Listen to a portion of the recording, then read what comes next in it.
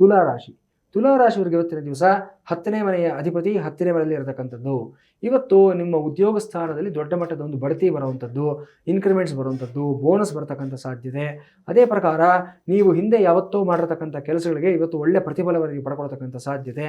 ಜೊತೆಗೆ ವಿಶೇಷವಾಗಿ ಇವತ್ತು ನಿಮಗೆ ಹಗಲು ಕನಸುಗಳು ಬಿಡತಕ್ಕಂಥ ಒಂದು ಸಾಧ್ಯತೆಗಳಿರುತ್ತೆ. ಅಂದರೆ ಡೇ ಡ್ರೀಮಿಂಗ್ ಅಂತ ನಾವು ಹೇಳ್ತೀವಿ. ಕೂತ್ಕಡೆನೇ ನಿದ್ದೆ ಮಾಡಿರ್ತೀರಾ, ಆ ನಿದ್ದೆಯಲ್ಲಿ ಏನೋ ಒಂದು ವಿಶೇಷವಾದ ಸ್ವಪ್ನ ಬರುತ್ತೆ. ಯಾಕೆ ಈ ಮಾತನ್ನು ಹೇಳ್ತಾ ಇದ್ದೀವಿ ಅಂತಂದರೆ, ಮನುಷ್ಯನಿಗೆ 4 ಅವಸ್ಥೆಗಳಿರುತ್ತೆ.